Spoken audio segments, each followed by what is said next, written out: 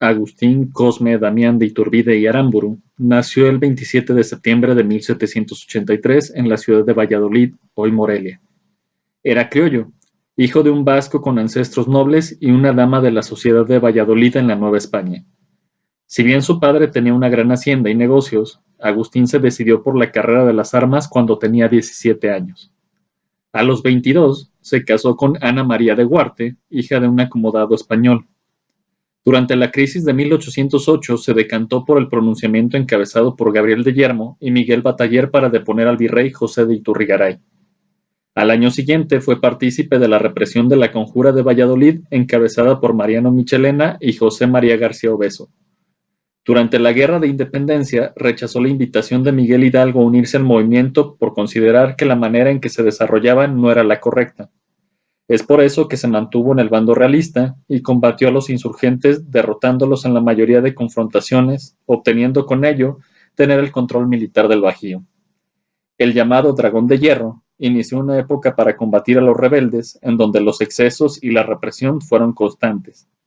En 1816, el virrey Calleja lo depuso de la comandancia militar para que respondiera por cargos de crear monopolios comerciales, malversación de fondos y saqueo de propiedad privada. Independientemente si era culpable o inocente, fue absuelto, pero no regresó al ejército, sino que se retiró a la vida privada. La mayoría de sus biógrafos señalan que en ese momento se decidió por la causa de la emancipación, ya que el sistema de castas nunca dejaría llegar a los americanos a lo más alto. Pero no la independencia que gestaron Hidalgo y Morelos, sino una que uniera a todos. A finales de 1820, y gracias a las conspiraciones de la profesa, Iturbide, de 37 años, regresa a la escena militar en donde traiciona al régimen al que había servido, y junto con Vicente Guerrero proclama el Plan de Iguala el 24 de febrero de 1821. El nuevo general del ejército trigarante fue recorriendo el virreinato, ganando adeptos, y es así que el 24 de agosto se encontró con el último virrey, Juan de O'Donojú, para firmar los tratados de Córdoba.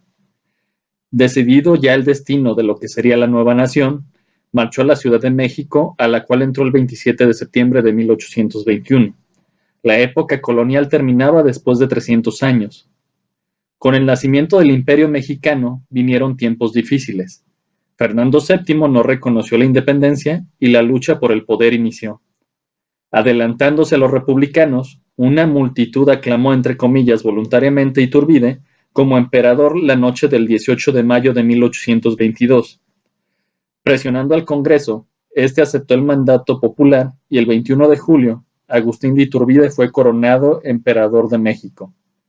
Lamentablemente la economía nefasta, la falta de unión entre facciones y la nula capacidad del emperador para gobernar hicieron que todo fracasara.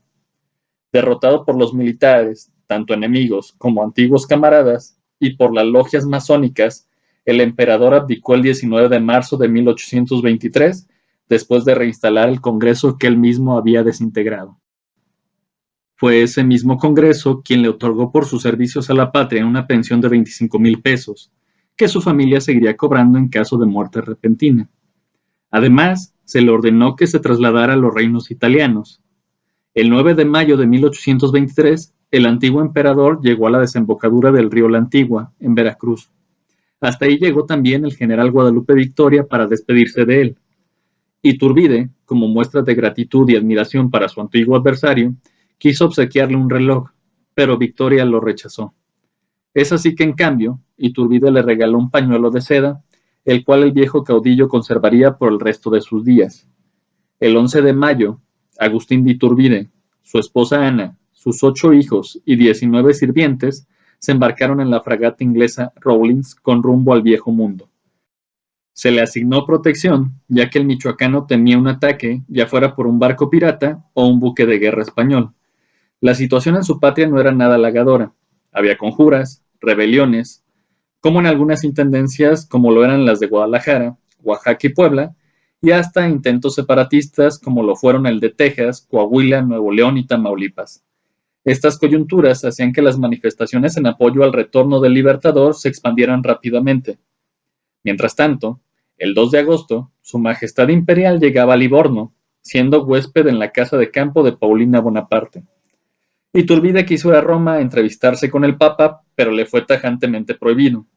El 27 de septiembre, día de su cumpleaños, escribió un manifiesto que se conoció como Al Mundo, o también llamado como Manifiesto del Lorna, pero le impidieron publicarlo. Era constantemente vigilado, perseguido y acosado. Aún así, se logró trasladar por Suiza, navegó el Rin y llegó a la ciudad de Ostende, en Bélgica. Ahí decide cruzar el Canal de la Mancha y viajar por Inglaterra para llegar a Londres el 1 de enero de 1824.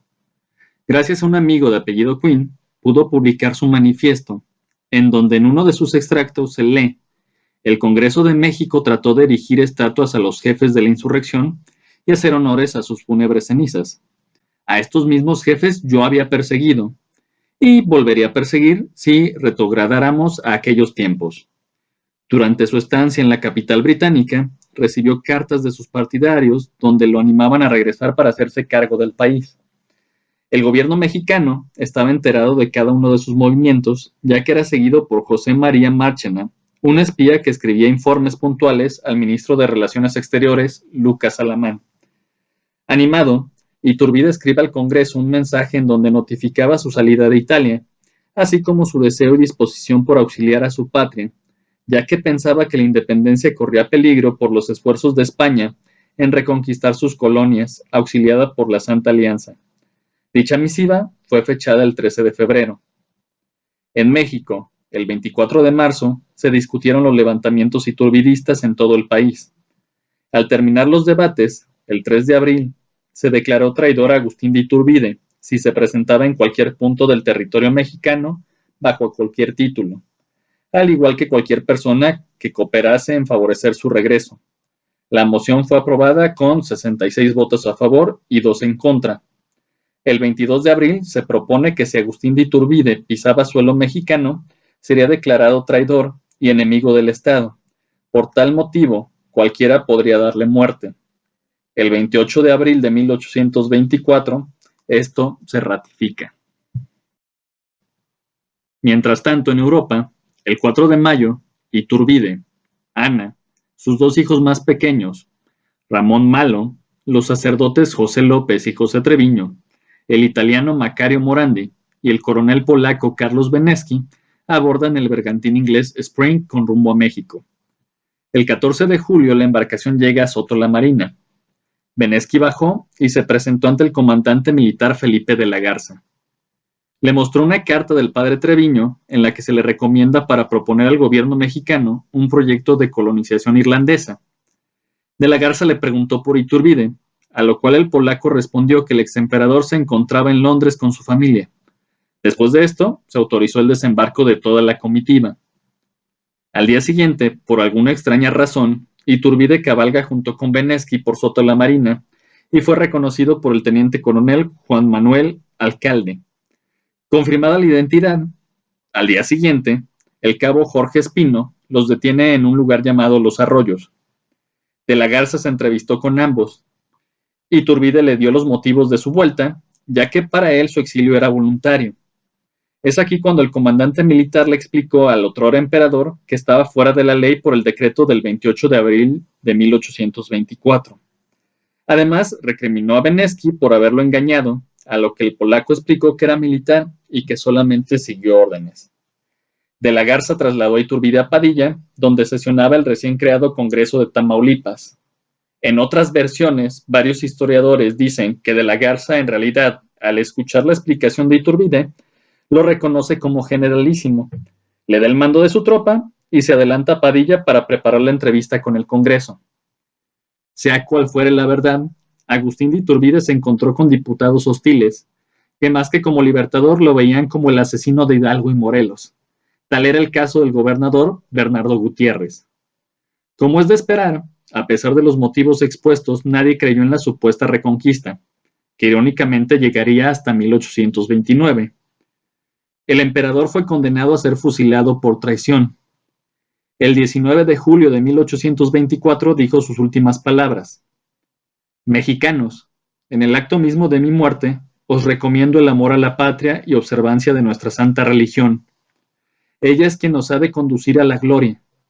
Muero por haber venido a ayudaros, y muero gustoso, porque muero entre vosotros. Muero con honor, no como traidor. No quedará a mis hijos y su posteridad esta mancha. ¿No soy traidor?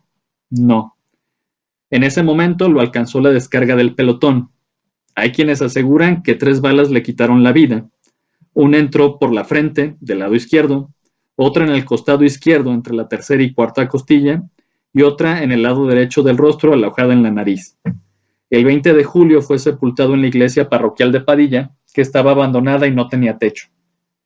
Fue hasta 1838 que el presidente Anastasio Bustamante ordenó que sus restos fueran trasladados a la capital y colocados en la capilla de San Felipe de Jesús en la Catedral Metropolitana, que es donde reposan hasta el día de hoy en una urna de cristal. Así pasaba al olvido el consumador de nuestra independencia, sacado de los libros de historia, borrado del himno nacional y muy lejos de la columna de la independencia donde reposan los restos de Guerrero, Hidalgo, Allende y Aldama.